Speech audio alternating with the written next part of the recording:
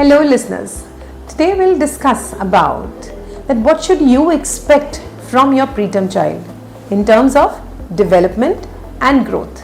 हम अपने प्रीटर्म बच्चे को जब घर लेके जाते हैं तो बहुत सारे क्वेश्चंस के साथ लेके जाते हैं और घर जाके वो क्वेश्चंस की एडिशन और हो जाती है कि जो मैं कर रही हूँ ठीक है कि नहीं, वज़न ठीक से बढ़ रहा है कि नहीं, कोई ऐसा तो नहीं कुछ हो जाएगा कि मुझे भागना पड़ेगा हॉस्पिटल.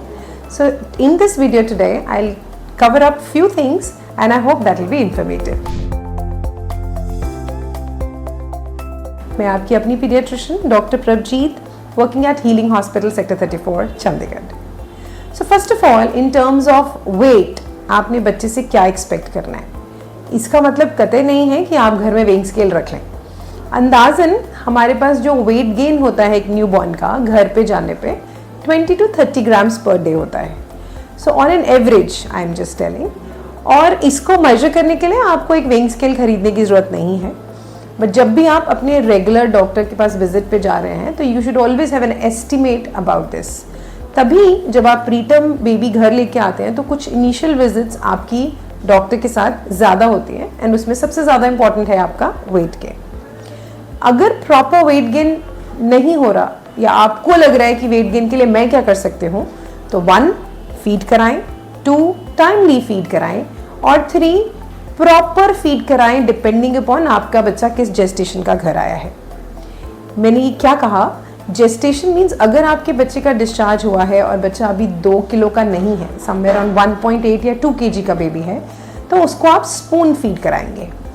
उससे वेट गेन अच्छा होगा. दूसरा, आपको एग्जैक्ट मेजरमेंट में पता चलेगा कि आप बच्चे को कितना फीड करा रहे हैं. इसके साथ साथ 1.8 से 2 kg के बच्चे के बीच में जो प्रीटर्म बच्चा घर गया है उसके लिए स्पेशल इंस्ट्रक्शन है ममा के लिए कि आप उसको नॉन न्यूट्रिटिव सकिंग कराएं. मतलब जब आपने ब्रेस्ट में से फीड निकाल लिया है तो वो वाला ब्रेस्ट जो खाली है उसके ऊपर बच्चे को सकल कराएं. इससे 2 फायदे होंगे. 1, आपका फीड ज़्यादा आना शुरू हो जाएगा because that will be a natural reflex. और दूसरी बात, इससे हमारे बच्चे के मूवमेंट की वजह से मस्कुलेचर पे भी ग्रोथ में हेल्प मिलेगी, उसकी डिफाइनिंग में हेल्प मिलेगी.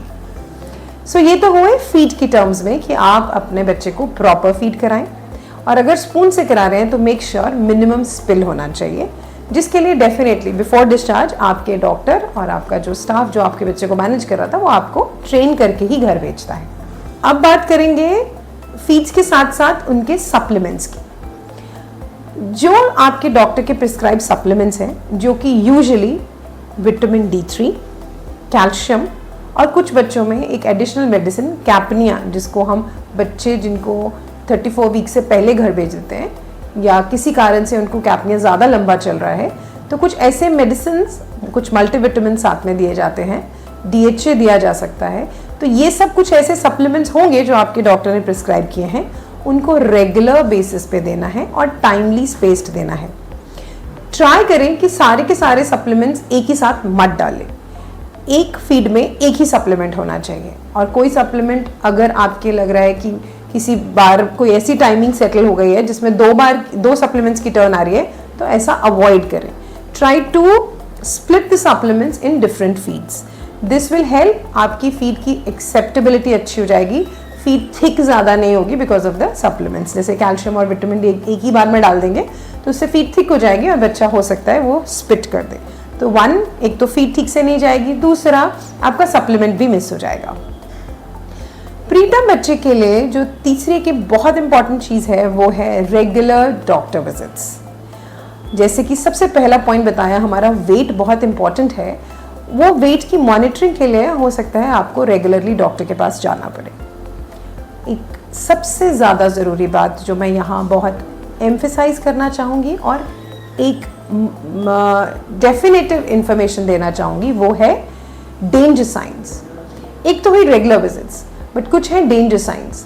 अगर आपको लगे नंबर 1 आपका बच्चा फीड ठीक से नहीं ले रहा, नंबर 2 उसने पिछले 4 घंटे में एक भी बार यूरिन पास नहीं किया, नंबर 3 आपको बच्चे का कलर अच्छा नहीं लग रहा, नीला पड़ रहा है या येलोइश है या पेल है, नंबर 4 फीड लेते लेते उसने वॉमिट कर दिया है और उसका कलर चेंज हो गया है, या आपको लग रहा है कि उसके आवाज़ आनी शुरू हो गई, जैसे खर खर की आवाज़ आती है, हम कहते हैं जैसे फीड अटक गया है, उल्टी जैसा हो रहा है, तो अगर आपको लगे कि उसका पेट बहुत फूल गया है, टेंस हो गया है और आपको लग रहा है बहुत हार्ड है, और सबसे ज़्यादा इम्पॉर्टेंट मेरी मम्मियों को अगर लग रहा है कि मेरा बच्चा ठीक नहीं है, तो definitely rush to hospital immediately.